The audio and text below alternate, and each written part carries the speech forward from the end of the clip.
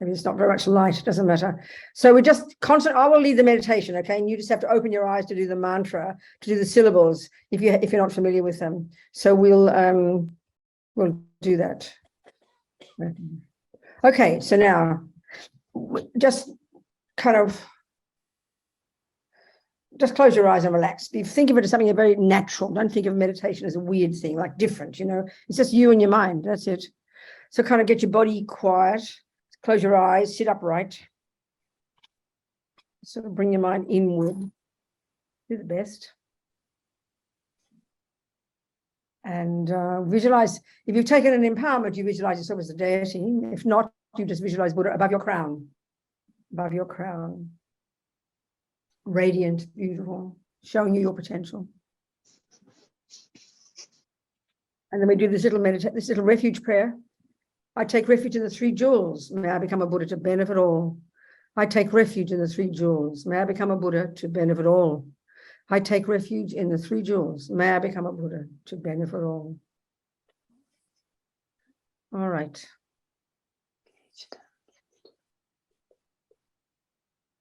So what we're doing, in case you're not familiar, this is we're going to be reciting the Sanskrit syllables, basically the Sanskrit syllables.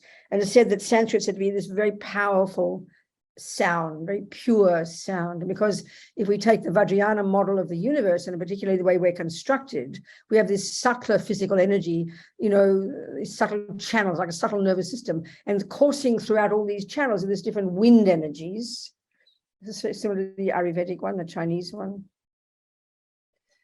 And then connected to these winds is our mind. It's a very different model obviously from neuroscience. Our different states of mind, the winds and the mind are intimately connected. So the winds is our subtle physicality. So sound mantra is the wind, is this prana. So by saying mantra, we purify our subtler physical energy, which purifies our mind, which in turn, produces karmically health and a physical health. It's a very logical system. So we're going to be reciting and doing a bit of a visualization, purifying, saying these mantras. So can you go down to so just let me follow it through. I will lead it. Okay. So now stay back. Go back, please. I need to read it out and do the visualization. So now first now you imagine on your tongue is a syllable R. So if you've got, the Roman letters AH, unless you know the Sanskrit or the Tibetan, standing upright on your tongue. Just imagine. And it turns into a moon disc, like a flat white cushion. Turns into a moon disc.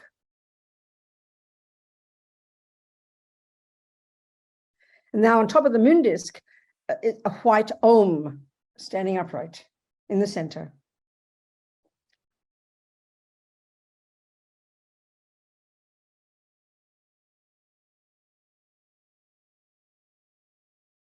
And imagine now it's surrounded by the white vowels. Of course, we don't know Sanskrit and Tibetan probably, so you just have to pretend. These letters all circling clockwise, standing upright, circling the Om, white. And then surrounding them, going counterclockwise, all the red consonants. Just imagine.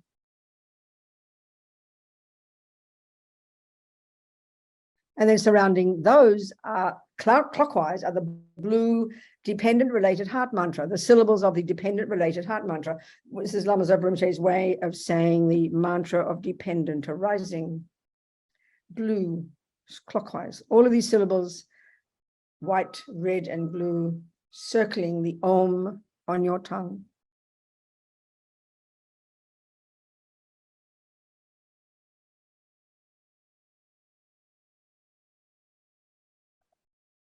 So now you imagine light beams radiate out from all these syllables to all the 10 directions, north, south, east, west, northeast, northwest, southeast, southwest, up and down. That's 10.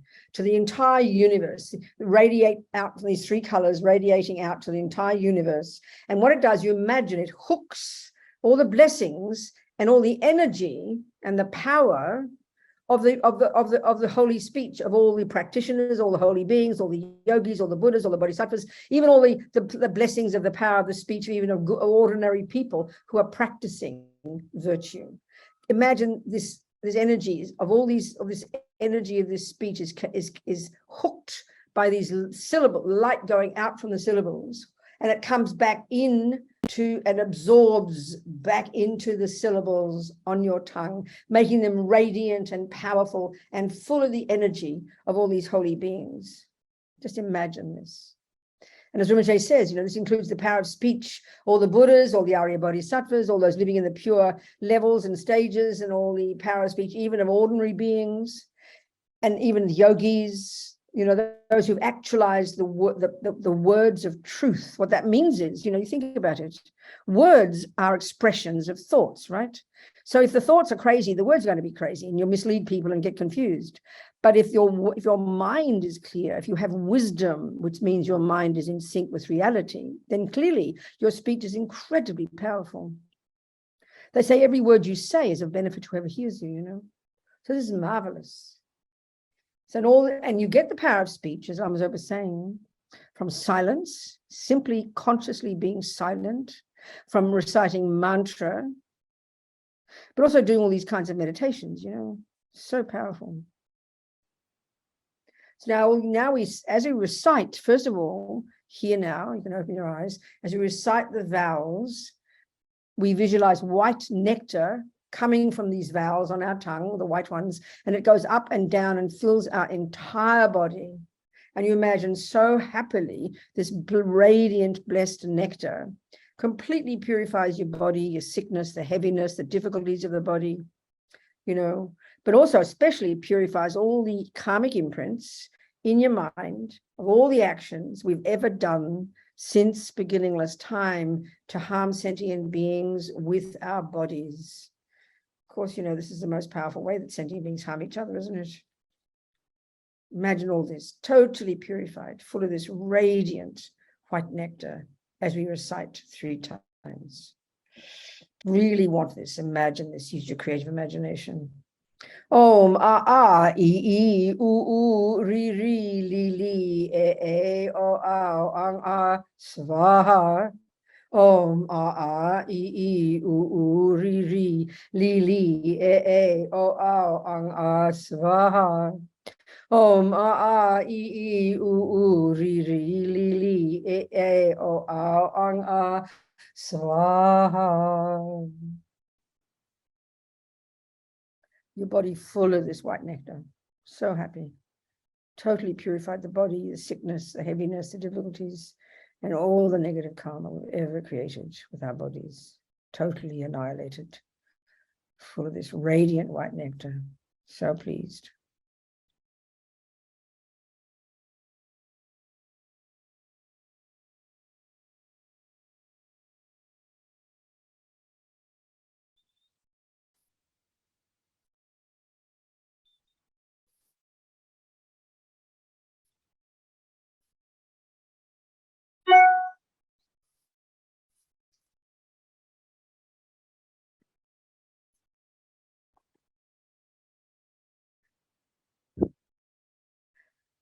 So now, as we recite the consonants, the red nectar pours down from these letters on our tongue, filling us completely up and down, filling the entire body. But this time, purifying all the nonsense of our speech. We mightn't lie consciously, but like I say often, you think about it. We're so eager just to blurt out whatever we think is true, with no awareness whether we're speaking the truth, even about the simplest things. We just think it's okay. We don't think it matters, So all this speculating we do, and all the lying we do, the words that are not correct, all the words that are harsh, abusing others, and forget about it, even if you're just, you can be abusing someone in your own room with no one there because you're shouting and yelling at the news, no one's hearing you, but you're harming yourself. This is the key point here. We're harming ourselves with this, plus harming others. All the speech of bad mouthing behind backs, which we love to do, criticizing people, finding fault. And all just the nonsense speech, just rabbiting on about nothing, Normal behavior, nothing special. We don't think speech is special in the world. You can be arrested for stealing $5, but you can't be arrested for shouting at someone, you know, because we don't value it. So imagine all this nonsense, all the and the confusion. You're never sure if you're saying the right thing. You're not sure what you're saying is, you know, is valid. You get confused. You blurt out things meaning without realizing. All of this uncontrolled speech and all the harm we've ever done to sentient beings since beginningless time. Of course, as humans, it's all clever humans that have negative speech. All purified since beginningless time, totally full of this radiant red nectar, completely purifying us. So happy as we recite. Om ka ka ka ka nga cha cha cha janya ta ta ta dana ta ta ta dana pa pa ba ba ma yara lava sha sha sa haksa svaha. Om ka ka ka ka nga cha cha cha janya ta ta ta dana ta ta ta dana pa pa pa ba ma yara lava shasha haksa svaha. Om ka ka ka ganga cha cha cha janya ta ta ta dana ta ta ta dana pa pa ba ba ma yara lava shasha haksa svaha. Totally radiant, full of this red nectar, completely purifying all the nonsense of our speech. And imagine now our speech only can be a benefit to others. Can you imagine this? Whatever you say, even just your laugh, even saying good morning, your speech can only be a benefit to others. How amazing. Possible.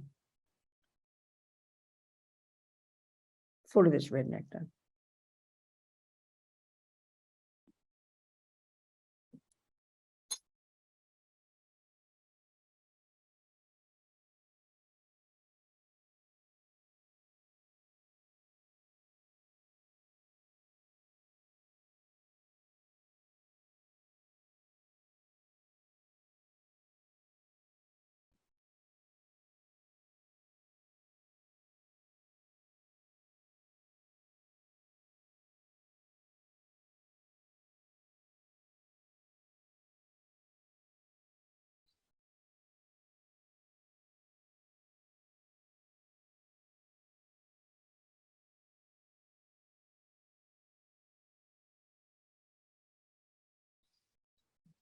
And now, as we recite the dependent-related heart mantra, which is, of course, related to the mind's blue nectar comes, fills us completely.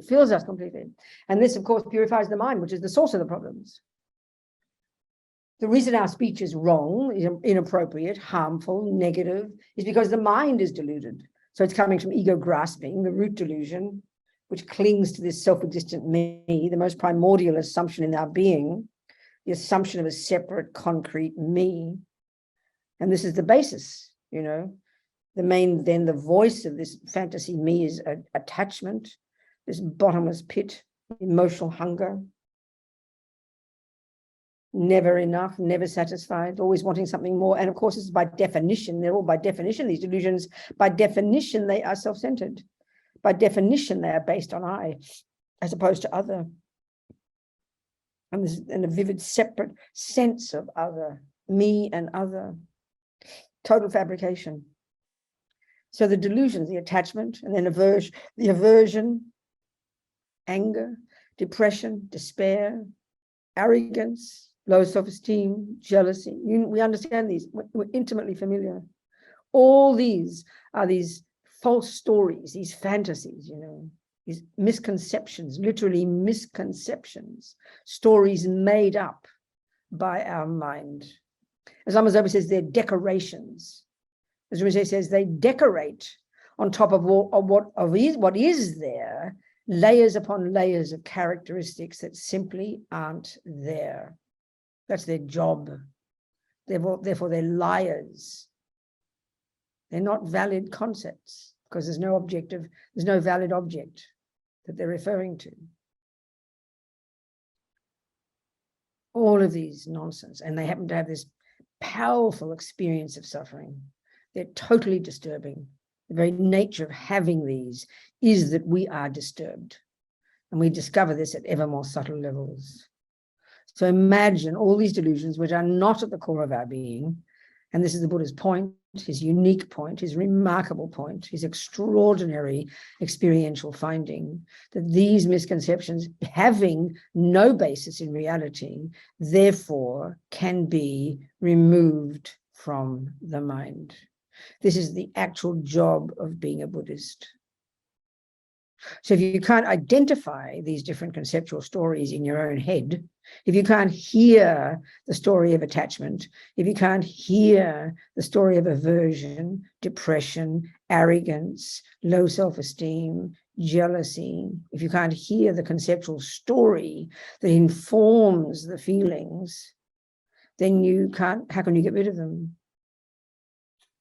This is the job of being a Buddhist. So imagine they're all annihilated, gone, disappeared like a puff of smoke, full of this blissful, blissful blue nectar. And because the delusions are gone, it brings joy. Joy is the natural state of our mind when it's unencumbered by the delusions. This is very encouraging. And of course, full of virtue, because virtues are at the core of our being, because they're rooted in reality. Empathy, connectedness, compassion, kindness, love, generosity, forgiveness, all of these are the natural states of mind. And at the moment, they're buried under the delusions, that run the show. So the delusions are now gone. Imagine. So full of this joy and full of these virtues. This is who we really are. Imagine this as we recite the mantra. Om ye dhamma hetu pabhava hetun shan tatagato ye vedatte shanchayo nirodha evam vadi mahashramana ye svaha. Om ye dhamma hetu pabhava hetun shan tatagato ye vedatte shanchayo nirodha evam vadi mahashramana ye svaha. Om ye dhamma hetu pabhava hetun shan tatagato ye vedatte shanchayo nirodha evam vadi maha shramana ye svaha.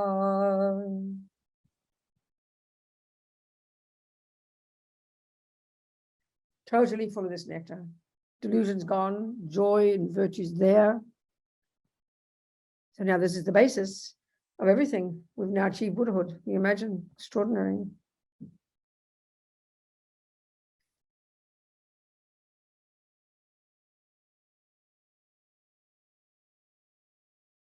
So now we imagine that the blue dependent related heart mantra dissolve into the red consonants.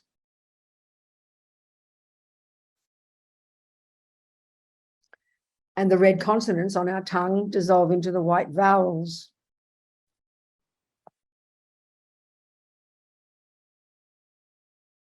And then the white vowels dissolve into the Om.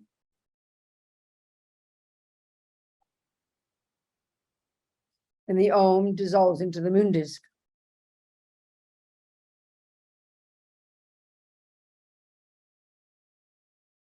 And now the moon disk turns into an R.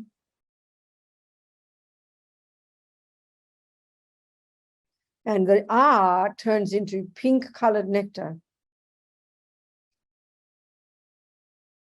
which now you imagine it dissolves into your tongue, making it, Lama Zopa says, indestructible, of Vajra nature. You can imagine your words now can only be beneficial, not a possibility to do anything other than say what is right, what is appropriate, and what is beneficial. Can you imagine this? And your words are so powerful now that your words, when you need to get things done and you ask things, it'll happen. Your words will have power. People will listen to you. You'll accomplish your goals, because it needs speech, doesn't it? Even ordinary daily life, we can't survive without our speech. Speech is now marvelous, full of power, virtue, wisdom. Only be a benefit to sentient beings.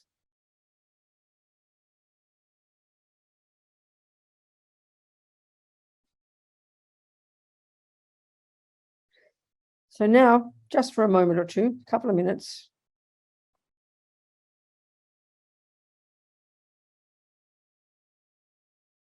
Just contemplate the nature of your mind, just quiet, just watch whatever arises in your mind, like watching from a distance. Don't get involved, don't have a conversation, don't criticize, don't analyze, just observe, stay quiet and observe the clarity of your mind. Feel very spacious, kind of big, spacious.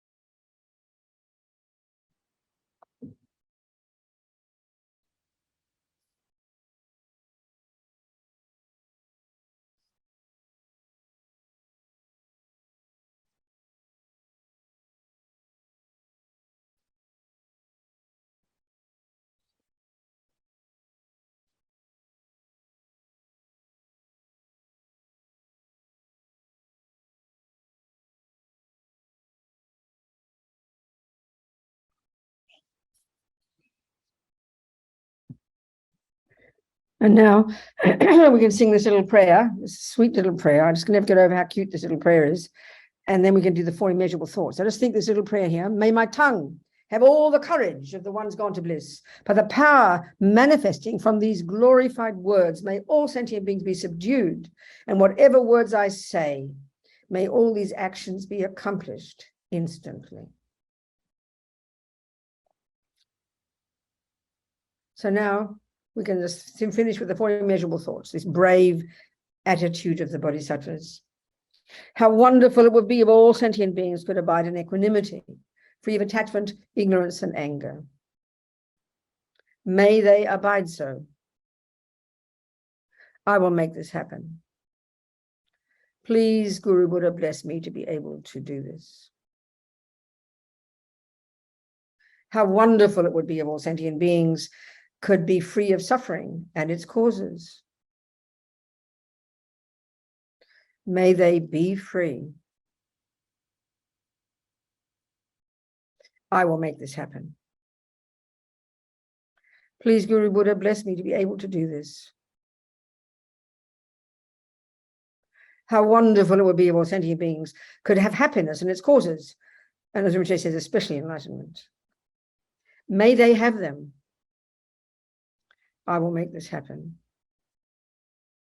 Please, Guru Buddha, bless me to be able to do this. How wonderful it would be if all sentient beings were never parted from higher rebirths and liberation's excellent bliss. May they never be parted. I will make this happen. Please, Guru Buddha, bless me to be able to do this. That's it, people, darlings. Let's dedicate these 30 little minutes of these marvelous thoughts that haven't gone astray. They've sowed seeds in the mind. So we think, may they ripen exactly as we visualized. So then I really can be of benefit to sentient beings. Okay. Thank you, Anna. Thank you, little people, darling people. Glad to be back. See you again next week, if not beforehand. Okay. Thank you, darlings. Thank you, Venerable. Thank you.